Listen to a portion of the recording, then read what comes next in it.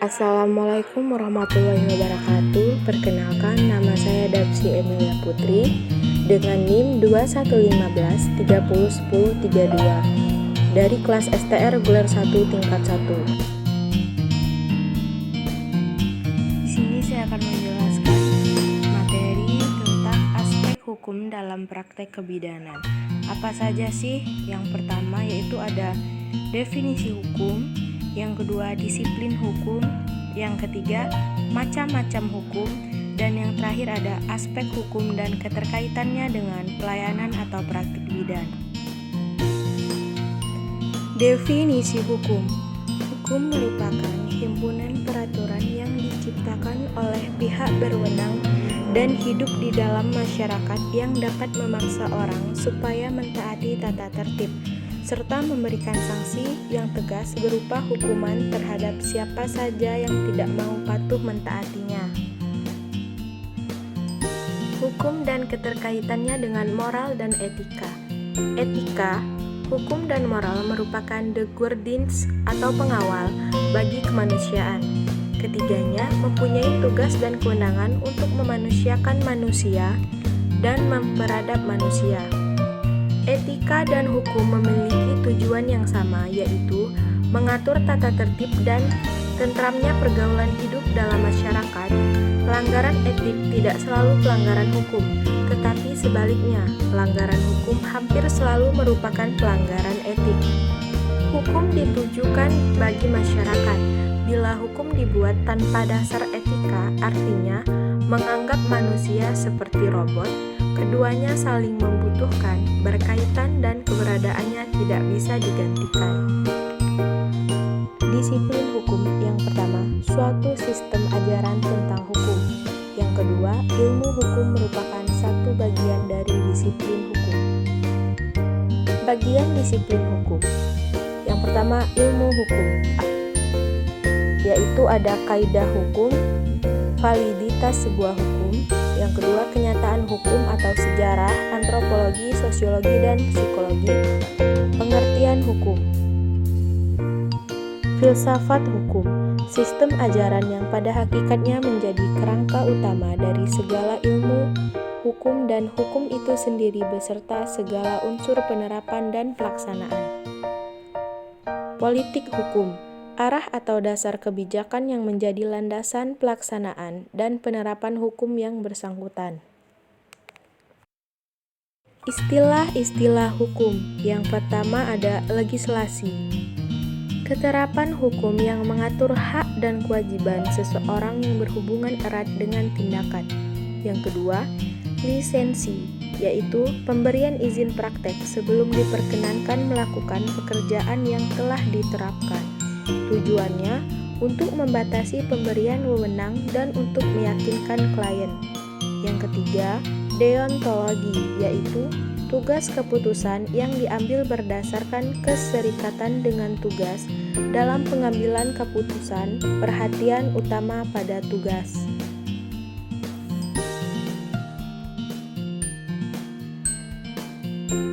Istilah-istilah hukum yang keempat yaitu hak.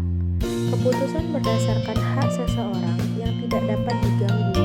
Hak berbeda dengan keinginan, kebutuhan, dan kepuasan. Yang kelima yaitu institusioner.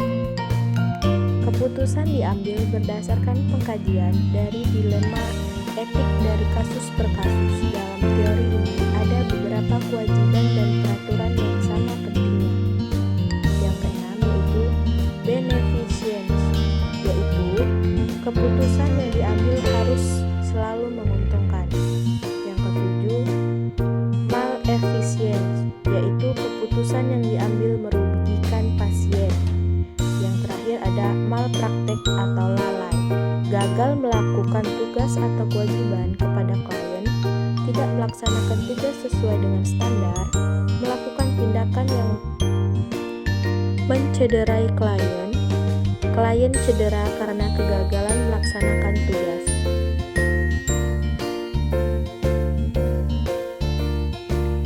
Disiplin hukum kesehatan. Berbagai ketentuan hukum telah ditetapkan untuk mengatur upaya pelaksanaan pelayanan kesehatan yang kemudian melahirkan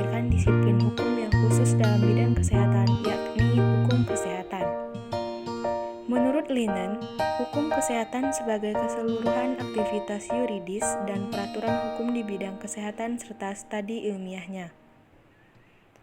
Seluruh ketentuan hukum yang berlangsung berhubungan dengan pemeliharaan kesehatan, mencakup segi hukum upaya kesehatan maupun sumber daya kesehatan. Terkait dengan hukum administrasi, hukum pidana. Hukum administrasi. Hukum administrasi mencakup ketentuan-ketentuan hukum dalam rangka penyelenggaraan pemerintah, termasuk penyelenggaraan upaya kesehatan. Hukum administrasi antara lain yaitu mengatur tentang yang pertama, sistem kesehatan nasional, yang kedua, tenaga kesehatan, yang ketiga, penyelenggaraan upaya kesehatan, yang keempat, penyelenggaraan rumah sakit, dan yang kelima, perizinan praktik swasta. Hukum pidana. Hukum pidana mencakup keseluruhan ketentuan hukum yang mengandung perintah dan larangan dengan disertai sanksi pidana bagi yang melanggarnya.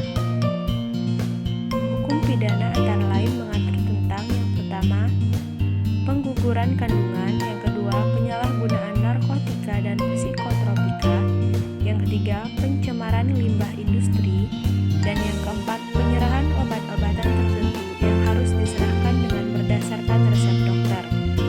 Hukum perdata. Hukum perdata mencakup ketentuan-ketentuan hukum yang mengatur hubungan antara yang satu dengan yang lain, yang menitik beratkan pada kepentingan perorangan. Hukum perdata antara lain mengatur tentang yang pertama, perjanjian pelayanan kesehatan, yang kedua, hubungan hukum antara dokter atau bidan dengan pasiennya, yang ketiga, gugatan ganti rugi karena pelanggaran hukum yang dilakukan tenaga kesehatan dalam pelayanan kesehatan. Pentingnya landasan hukum dalam praktik profesi. Segala kebaikan hukum bisa meninggalkan etika dan moral yang berlaku. Kebijakan yang dibuat harus tetap memperhatikan kaidah etika dan moral yang diakui secara umum. Tanpa etika dan moral, kebijakan hukum akan menjadi hukum yang kaku tanpa adanya dinamisasi yang harmonis dan selaras antara peraturan dan yang menerapkan peraturan tersebut dalam kehidupan sehari-hari. Hukum merupakan cerminan nilai-nilai yang berlaku di masyarakat dan memegang nilai-nilai secara konsisten. Merupakan tindakan yang etis, sehingga antara hukum dan etika juga memiliki keterkaitan digunakan sebagai pedoman. Aspek hukum dan keterkaitannya dengan pelayanan atau praktik bidan dan kode etik. Dasar hukum dalam praktik kebidanan yaitu berupa norma hukum atau ketentuan dalam peraturan perundang-undangan yang menjadi landasan atau dasar bagi setiap penyelenggaraan tindakan pelayanan kesehatan terutama kebidanan. Dikarenakan dasar hukum berbeda dengan hukum dasar, maka dasar hukum dalam praktik kebidanan yaitu Undang-Undang Kebidanan, Undang-Undang Kesehatan RI, Peraturan Menteri Kesehatan RI, dan lain-lain. Hukum dasar dalam praktik pelayanan kebidanan adalah Pancasila dan Undang-Undang Dasar 1945 yang merupakan pelayanan kesehatan umum yang menjadi landasan terbentuknya spesifikasi dalam peraturan perundang-undangan yang dibuat.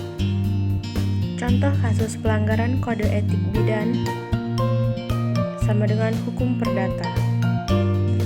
Pencabutan izin praktik bidan selama 3 bulan, menunggu selama 30 menit tidak dibukakan pintu, melahirkan dibantu sejumlah warga, alasan bidan sakit, selang 1 jam bidan bersangkutan datang dengan APD lengkap. Kamu boleh saja telah memberi jutaan bantuan, tapi kamu tak akan merasakan kebahagiaan sejati sebelum kamu memberi dengan penuh keikhlasan, meskipun sejumlahnya sedikit. Terima kasih.